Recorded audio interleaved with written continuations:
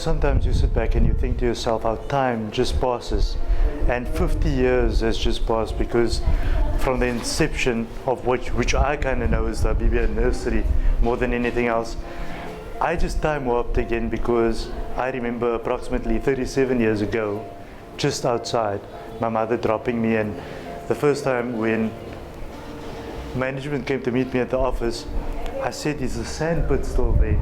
And the sand pit is still here. And 37 years has passed. My mum just passed on recently. And I think for many of us that has been here, time is gone. But 50 years of an establishment is something to celebrate and commemorate right here at Habibia.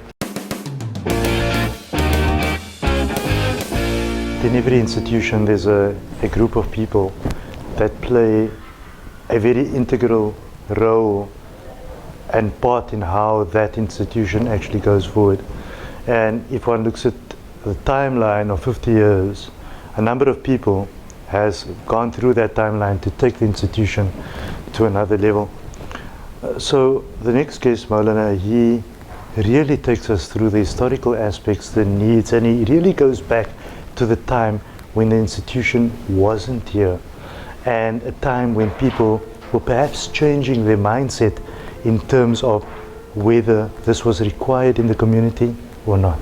The vision of the Habibia Sufi Masjid and its adjacent institutions started with Hazrat Sufi Sahib Rahmatullahi Alayhi and Maulana Abdul Latif that lies next to the mosque. Their main aim of coming to South Africa is to spread the message of Islam through the radius of the masjid, through education, through caring for orphans, and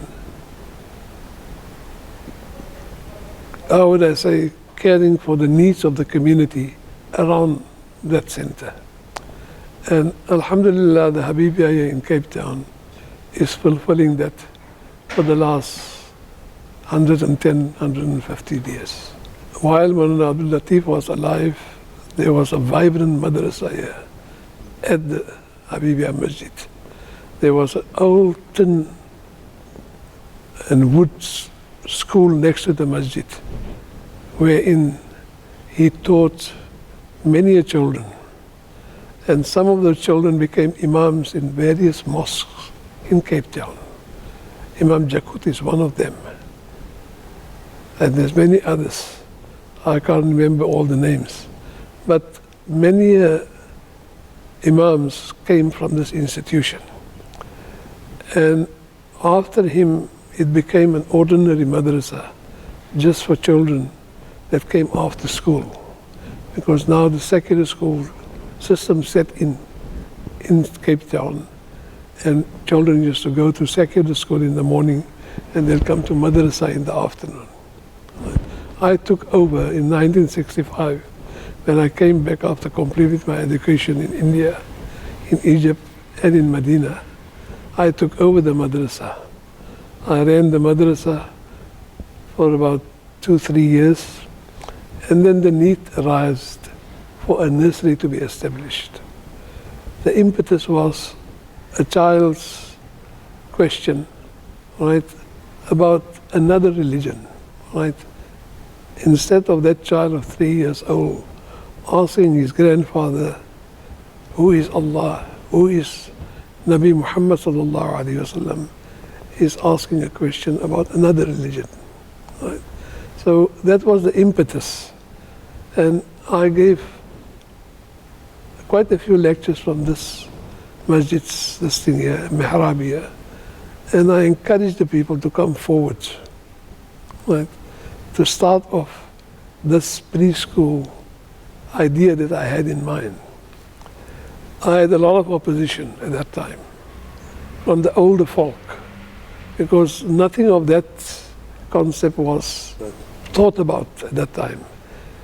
The Indian community especially thought that the mother's bosom is the best place for the child till 6 years old, right? And our mothers were already leaving the children at non-Muslim early learning centers. All right? And that's why that child's question came up. Alhamdulillah, I'm honored that I had many in the community that sided with me. Mr. Musa, Ghulam Hussain Musa was one of them. Mr. Qasim Barde was one of them. Mr. Abdul Razak Osman of Campbell Hardware was one of them. Haji Amin of Al Amin Foods at that time was one of them. Mr. Sayyid Hassan Sayyid, the father of Chikro Khalil Sayyid, he was one of them. Mr. Firfire of Alibaba Samosas, he was one of them. There were many others. Mr. Badruddin is also, I can't remember all the names, but all of them came together and we started to go to the conceptual idea of starting a nursery. Our big problem at that time was, where do we get the teachers? I remember till the Monday we're opening, the Sunday night, we're still hunting around for a teacher. Mrs. Brown, who was a teacher at the Habibia Primary School, she advised us to go to Mrs. Murat, who was in charge of a play center or a school for small children in Wynberg. But she gave it up and she was at home. Perhaps she might be interested. We went to her, and to our surprise, she was a school teacher also, right? And after talking to her, she agreed that she will come the next day in to help us out, right? And at that time, they didn't even have a premises. The madrasa was located in the mosque here. The mosque wasn't as big as it is now, right? And in the school next to it, right? So we had to find premises. We went to the orphanage that was incomplete at that time. And we asked that committee to loan us the premises. We'll pay for it, all right? There was quite an amount of problems that we had there, but ultimately they gave in and we started the nursery there with 20 children, right? To our surprise, within a month, we had to expand. Mrs. Musa came in, Sughulam Hussain Musa's wife, she's passed away. She came in, and later Mrs. Sayyid came in. I can't remember the exact dates, but she came in. And then Mrs. Talib, who just graduated as a preschool teacher from the nursery training center here in Belthorn, she came in. And it kept on developing until we had the ultimate that we had to do another premises for the school, right? The premises that we had was not enough.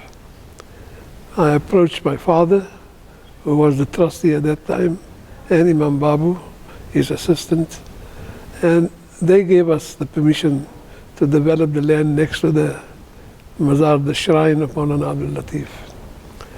It was coincidental that it had to be developed next to his Mazar because he had a bond with children that is even today mentioned by people who learned under him, who are still surviving today, right? Because he would come in the night.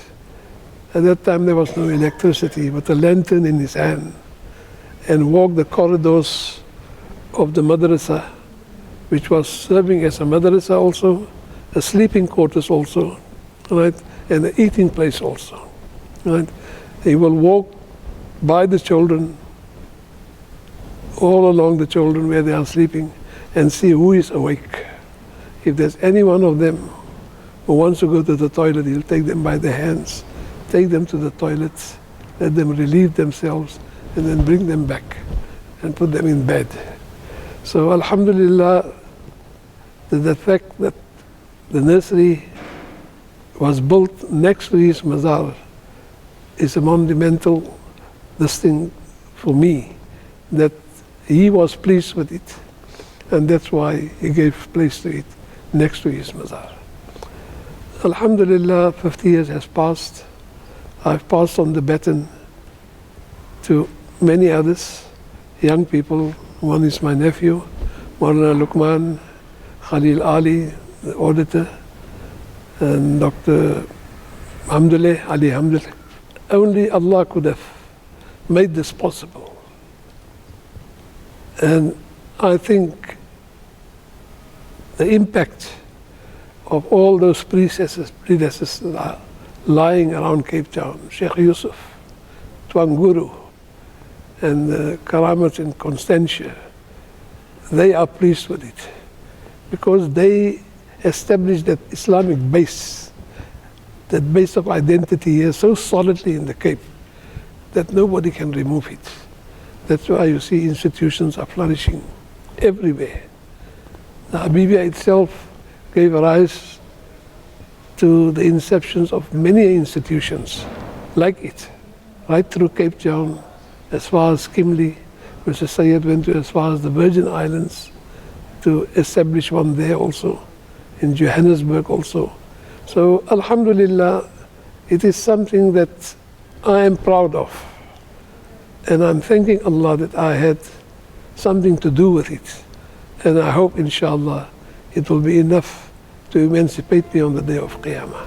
I found that really interesting because I didn't realize, being an ex-pupil or student or whatever they want to call that today, I didn't realize the amount of work, effort and time others have put in so that I as a young boy would enjoy the time being here, and that would play a role in who and what I'll become later in my life, like many of us who has been here.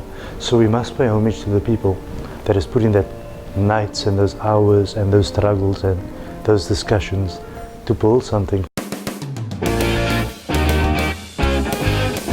Our next guest, Mr. Sayed, as I've been saying, is probably part of the furniture, and many people remember for being here for a very long time.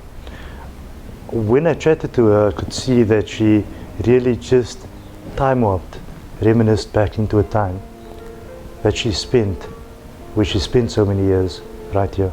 I came to the school to enroll my son, and Mrs. Musa says, "You have to stay here now." I said, "No, I can't. I'll have to ask my husband first."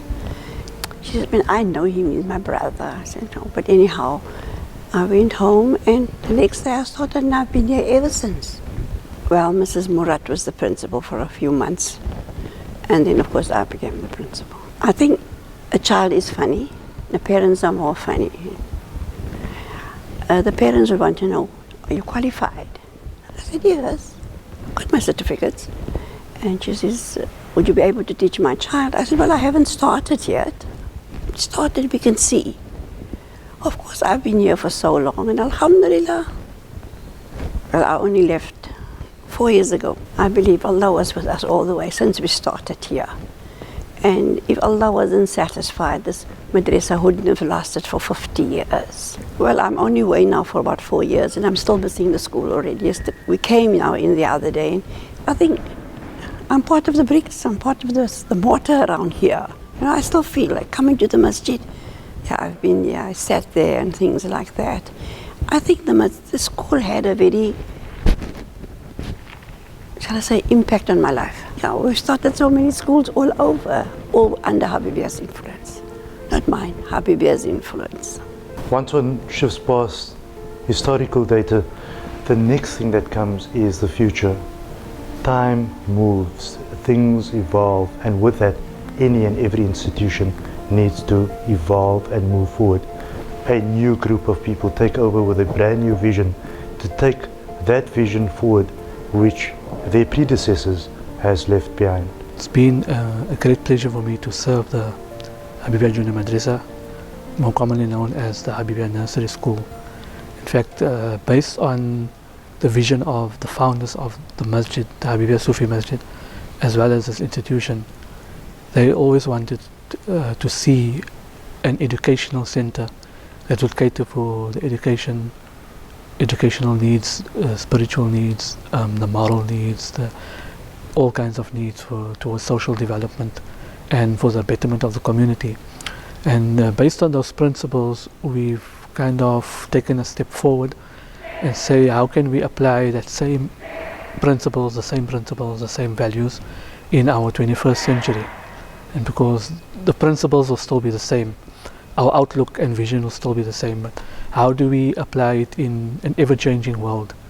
How do we apply it, for example, when we have so much of technology out there? There's both a positive influence as well as a negative impact, and we can see by what's happening around us on our doorstep in this country and other parts of the world as well.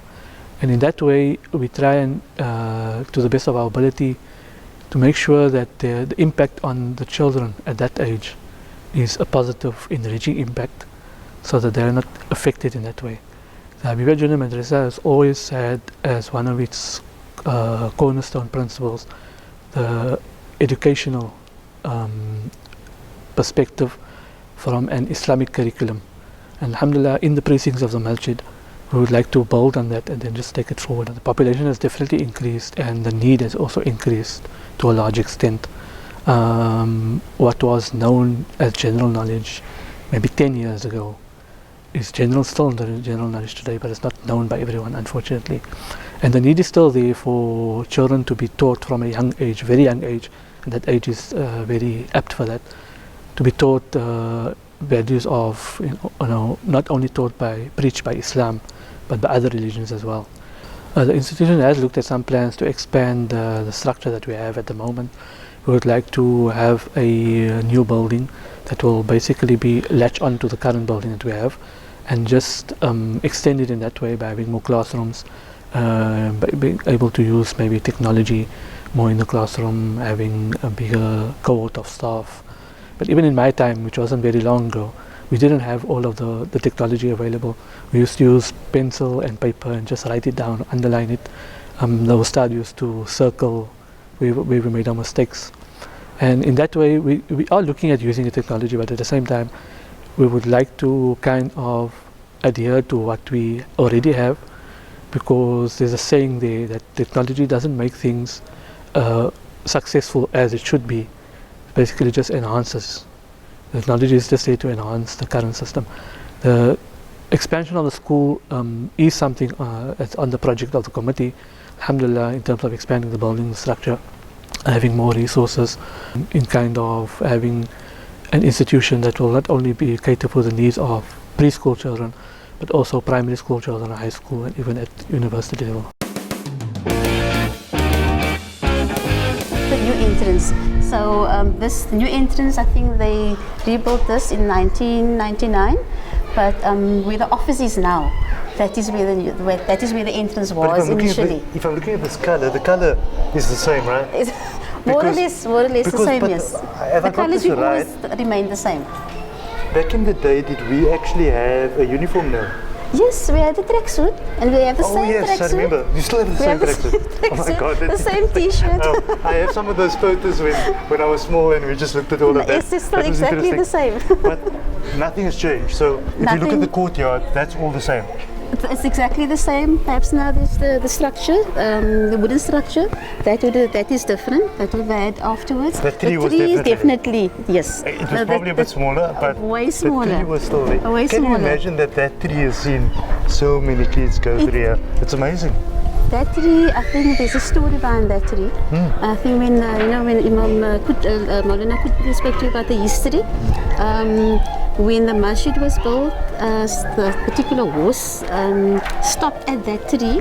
I'm not so sure, but it stopped at that tree as well. So this is the area that they decided that they needed to use, wanted to build the masjid. That's amazing. You know, so and that's the nice thing about when you come out to institutions like this. You feel that institutionalized time. It's like one stepping back in history. And for me, it's a personal journey also, because of the fact that I've been here. And sometimes you sit back, and I reminisce a lot today because of the passing of my mother. So I sit many hours now thinking perhaps I never used to do that in the past, but I now think about how time has passed. And I think if time has passed like that for me, many of you watching this program today probably have walked the same roads. Your parents have probably dropped you at the same places, and you've also gone out there to become something and somebody out there. And I think that at times we must rewind the tape to pay homage to the places that we once walked. I think that's the reason why so many parents come back and then enroll their children here, because they want them to have a taste of what they had. What they went through. You know? So early on when we came in here, you said there was something interesting. This was the original entrance. this was the original entrance, yes, that's And right. so the original entrance is there, and this. Mrs. Sayed's class used to be there. Mr. Sayed was, as you know, part of the furniture. Yes, And, 44 years. This was her class. Right. And then we had, this was another class. When I started over here 32 years ago, this was my class. Oh, you were here 32 years already? On and off for 32 years, but 32 years ago, Mrs. Still makes you Sayed. part of the furniture. But that's a long time. A long time, It's a long yes. time. So this has gone into administration. Right. When Mrs. Sayed left as retired as a principal, we had this class converted into the staff room and the office block. So And, this is the admin, Mrs. Kaji. We just spoke to her I husband. know that those computers wasn't around at the time. No, it wasn't. When I I was think here. it's for the past 5, 6 years that we had our first computer at the school. That's amazing. At least it's one step forward. Okay, so one of the more important places, obviously, is the class itself. That's where it all happens. I'm not sure if I have recollections of it all. That's something else, but I'm going to try. It used to be Mrs. Sayed's class, and this was another class. So they've actually, tried to have the class, build the classes a little bit bigger. So they've broken through walls, and so renovations were done. There's been a bit of change, but not that much. So we needed extra classes. So that is why they basically expanded the classes and then built on the extra section where the hall is now. Because like Mrs. Sayed mentioned, Maulana mentioned, from 2 classes, and now we have 13 classes. From 2 to 13. 13 classes, And you know what yes. the interesting thing for me is that when one looks at a class like this, I can sort of hear 2 things. Okay. The laughter and the screams. you must be getting those. Hopefully not the screams of the teachers. Yeah, no. And nursery school is like one of those places that they need to drag you to initially. And then when you get used to it, Yes, then you don't want to stay away. Then they need to drag you out. Out, yes, no, definitely. So- That's what happens all the time. Yeah. Especially at the beginning of the year. You hear the screams from that section because that's our younger. Exactly, because kids feel they're being abandoned and abolished Yes, to this yes. island called Habibia Nursery. Right. Yeah. So these are all our classes here. Okay. We have classes upstairs where the masjid is now. Yes, That yeah, is how correct. it's expanded that side as well. Mrs. Musa's class used to be here, right next to the kitchen. So here used to be three classes. So now it's only 2 classes because the classes are now bigger.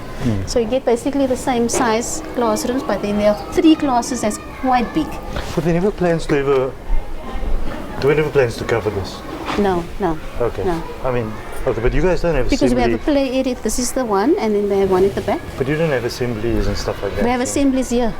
Oh, okay. And if it's In the raining. and- courtyard, yes. stuff If it's like that. raining, then we have it in the class. Our kitchen is still the same same. area. So this is where the popcorn was made, right? Do you guys have a rich history of popcorn? Of course. We're still selling popcorn as now R1 a packet in that cone shape. 1 rand. Fact. Oh, now That I'm cone- starting to that remember. cone shape, oh yes, I'm remembering now. yes. That. Auntie Oh Khairu, my don't you have a God, do we cone? actually have one? We still have That's that. weird. This is Auntie Khairu makes these every day. If you know so what happens to your paper, I think maybe we should pop some inside there and see what Sure. it looks like. Sure.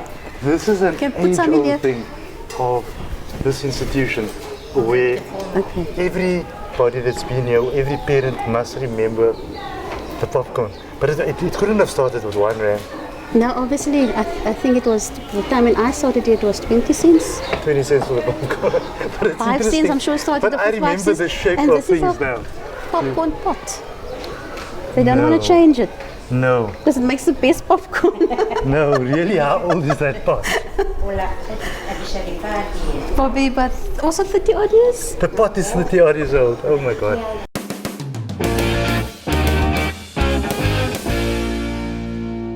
You know what stands out for me if I look at, those little pelmets on top? It still speaks of an age gone by. You can still feel that, you can sense it. Right. And if you look at the And little the tiles on the tiles. floor, it's definitely from an era gone by. She's still very fortunate to have such a big class. And we would like all the classes to be this size because we need the different areas in the classrooms. You know, so this is actually ideal. There must be little things laying around that has stayed here for many years, like that globe or something, that just sat here for years. But I must tell you, a lot has changed where education is concerned. The Of course. physical building is still the same, Yes. but education-wise, a lot has Everything has changed. changed. A lot has changed, yes.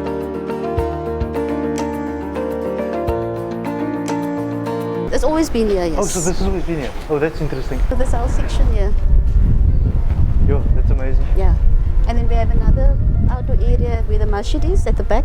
So we have 3 outdoor areas. So children, they rotate, the classrooms rotate. So they don't play in the same park all the time. Teacher Hassan, I want to say thank you for having me for all these years back again.